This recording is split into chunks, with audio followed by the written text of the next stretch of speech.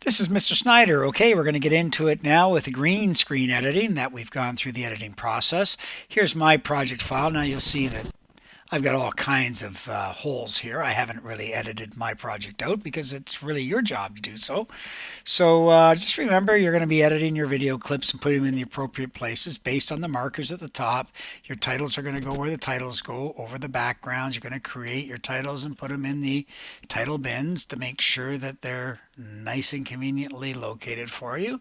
And if you want to create a new title again, you just highlight the previous one, Command C to copy, Command V to paste it.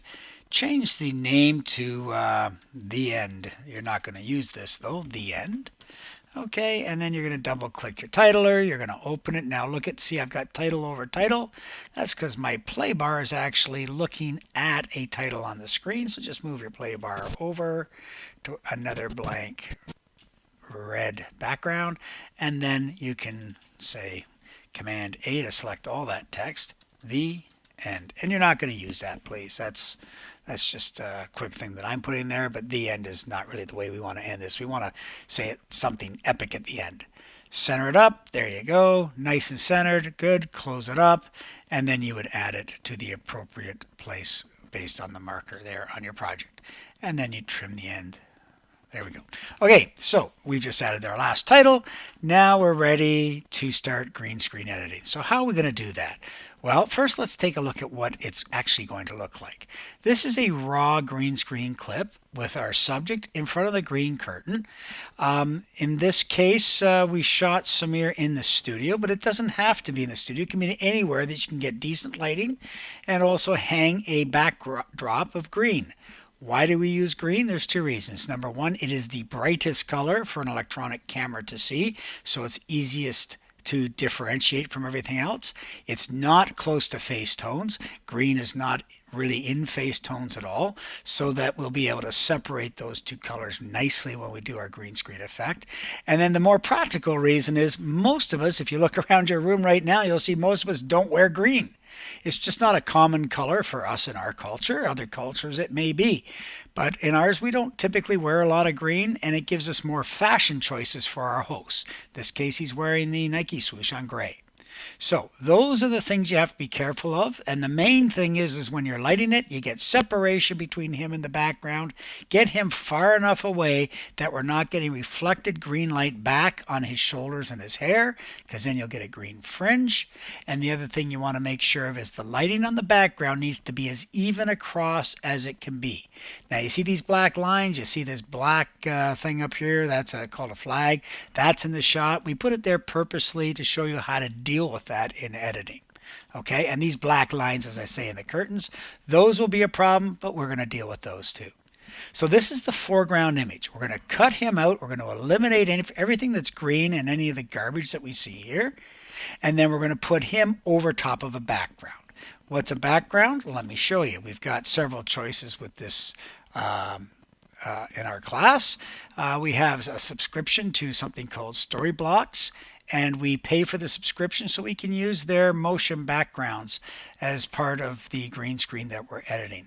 So let me see if I can find one. Here's one here. It's called Blue Light Sparks. What's that look like?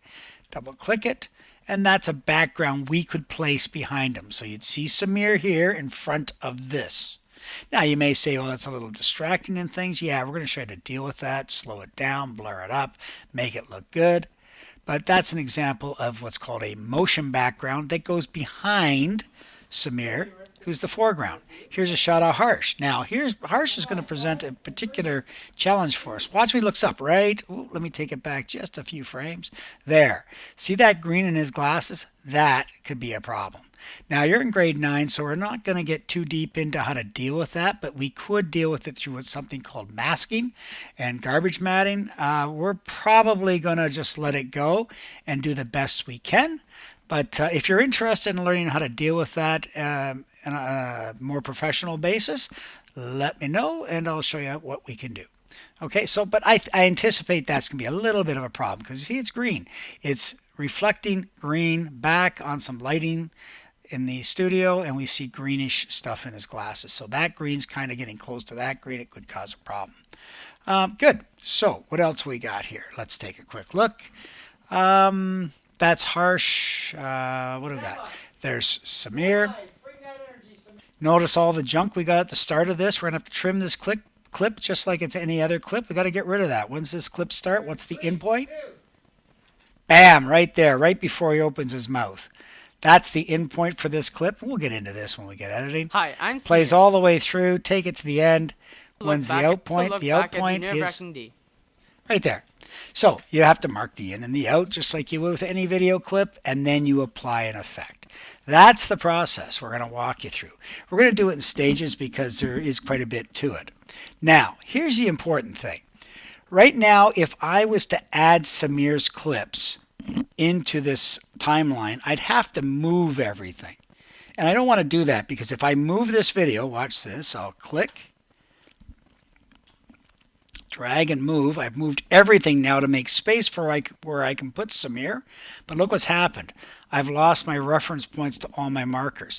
And if I haven't finished editing, these markers are no longer any good to me. So I don't want to add my green screen until I've got my entire timeline edited. Command Z to go back. So I've got a way to work around that. First thing we're going to do is go to video clip. Actually, we'll make a new bin right here. Right click, new bin. We're going to call it green screen clips. Okay. And then we're going to double click it. We're going to right click. We're going to import. And where are we going to get those clips? I've got them on, actually I've put them in movies just so that they're convenient for me. You'll have them on your folder in documents. And there's my assets there. Samir is this clip here. And this clip I know by numbers because I've been looking at them. I'm going to highlight them by select the first one, hold command, select the second one, and import just those two clips. It's important to know that these are on the hard drive of my computer. They are not on the server. I had to copy them from the server and put them on my hard drive. Yours will go into documents. Okay, import into my green screen clips bin, and there he goes. The intro and the extra. The intro is what leads into the video, and the extra is what wraps it up and summarizes it. Both are grayed right now, means they're both selected. Click off to deselect. Here's what I'm going to do.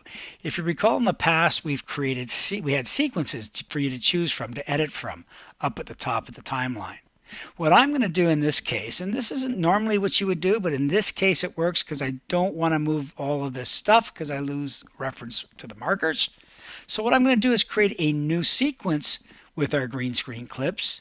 I'm going to do all the editing in a new sequence, and when I'm done, I'm going to then copy and paste it into our project file here, into our timeline. But I won't do that until everything on my timeline is completely edited. So let's walk through the process. First part, you've got to import your foreground content, the stuff you shot against green screen, into your project file. Again, make a new bin. Then, what do? I got to make a new sequence. How do I do that?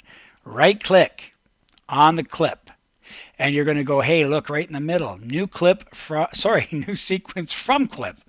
Not the other way around. I'm making a new sequence based on the settings of this clip so that I know it's going to fit my new sequence perfectly. Right click, new sequence from clip, and guess what happens? I get a new sequence, and that sequence is actually now living inside of the bin with my green screen clips. For this particular project, I think that might actually work because I want to keep all my green screen stuff in the same spot. I'm going to go to that name though, click on it. I'm going to say green screen sequence. Okay, so now that's my sequence for green screen, and that's my sequence for my actual edited project. See, if I go to my green screen sequence here, there we go. It automatically added the clip that I used as my reference to make the sequence to the timeline, which should be the intro. Let's just play it. Actually, let me do this first. Let me open it up. Let me right click. Again, I'm going to bring down the audio just for the sake of this tutorial so you can hear me talk over. Minus 20 decibels is the unit, dB. Click OK, watch the waveform, bam. Goes low, nice and low. I'll still be able to hear it, but you'll hear my voice over top of his. Going to hit plus to zoom in on the timeline. I'm going to make this bigger because why not? Audio for green screen, it's there. I don't really have to do much with it. I might have to adjust it a bit, but really what we care about is the size of the video tracks for green screening, and I'll show you how we do that. In fact, let me make the audio tracks smaller and give me more space for video, because I'm going to use multiple video tracks for green screening. Okay, so there's my clip. Let's just play it.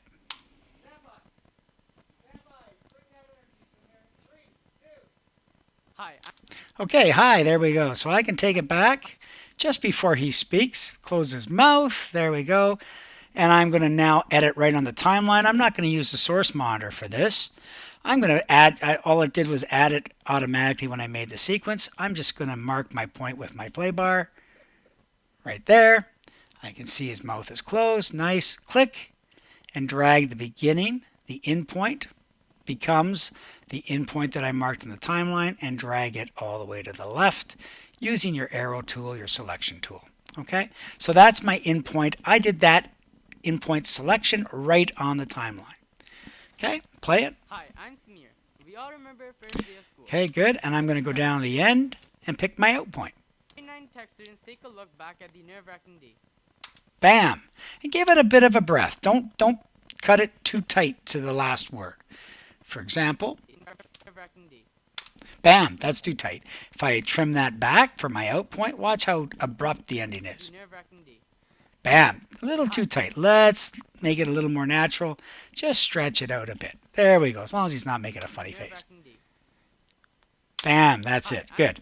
Okay, so I've now isolated this clip. I've picked the in point and the out point based on the audio, and also looking at the videos to make visuals to make sure that he's not making a funny face.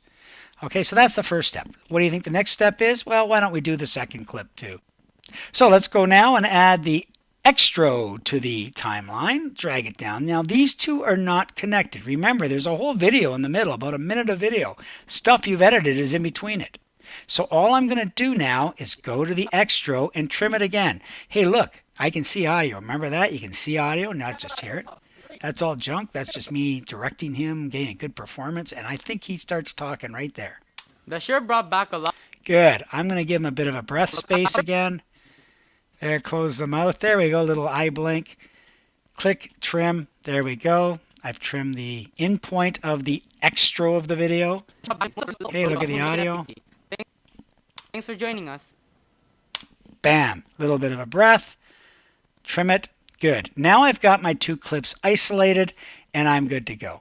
So that's the first part of video editing green screen content. The way we're going to do it is we've actually created a new sequence based on the clip properties. When we brought them in, we imported them into their new bin. So I'd like you to do that first.